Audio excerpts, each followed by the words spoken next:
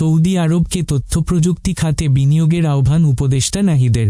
Saudi আরবকে দেশের তথ্যপ্রযুক্তি খাত বিশেষ করে হাইটেক পার্কে বিনিয়োগের আহ্বান জানিয়েছেন ডাক, টেলিযোগাযোগ ও তথ্য প্রযুক্তি উপদেষ্টা মো.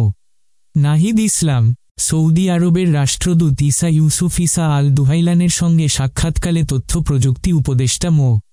নাহিদ ইসলাম বুধবার ৪ ডিসেম্বর সচিবালয়ে ডাক ও টেলিযোগাযোগ বিভাগের অফিস কক্ষে বাংলাদেশে নিযুক্ত সৌদি আরবের রাষ্ট্রদূত ইসা ইউসুফ ইসা আল দুহাইলানের সঙ্গে সাক্ষাৎকালে তিনি আহ্বান জানান।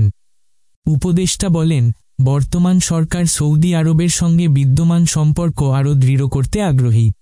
তাই সৌদি আরবের সঙ্গে বাংলাদেশের চলমান সকল প্রকল্প অব্যাহত থাকবে। সৌদি আরব বাংলাদেশের তথ্যপ্রযুক্তি খাত বিশেষ করে হাইটেক পার্কে বিনিয়োগ করতে পারে। রাষ্ট্রদূত দুই দেশের মধ্যে অর্থনৈতিক সম্পর্ক বৃদ্ধির আশ্বাস দিয়ে বলেন, সৌদি আরব বাংলাদেশে আরও বিনিয়োগে আগ্রহী। তথ্য প্রযুক্তি খাতে বিনিয়োগের জন্য মন্ত্রণালয় থেকে প্রস্তাবনা পাওয়া গেলে সৌদি তথ্যপ্রযুক্তি বিশেষজ্ঞদের সঙ্গে পরামর্শ করে বিনিয়োগের উদ্যোগ গ্রহণ করবেন। অন্তর্বর্তী সরকারের প্রশংসা করে তিনি বলেন, দেশকে সমৃদ্ধির পথে নিয়ে যেতে অন্তর্বর্তী সরকার সক্ষম হবে। সৌদি সরকার বাংলাদেশের সঙ্গে আছে, ভবিষ্যতেও থাকবে ও বাংলাদেশের যে কোনো প্রয়োজনে সৌদি আরব পাশে থাকবে। বর্তমানে প্রায় ৩.২ মিলিয়ন বাংলাদেশি সৌদি আরবে কাজ করছে ও দেশের জন্য গুরুত্বপূর্ণ অবদান রাখছেন জানিয়ে রাষ্ট্রদূত বলেন, তারা অফিসিয়াল চ্যানেলের মাধ্যমে বছরে $5 বিলিয়ন এবং আনঅফিসিয়াল চ্যানেলের মাধ্যমে আরও $5 বিলিয়ন রেমিট্যান্স পাঠান।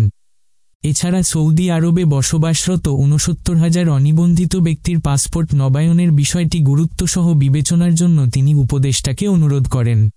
সৌদি প্রবাসী বাংলাদেশিদের পাসপোর্ট নবায়নের কার্যক্রম দ্রুত গতিতে সম্পন্ন করার বিষয়ে উপদেষ্টাও রাষ্ট্রদূতকে আশ্বস্ত করেন।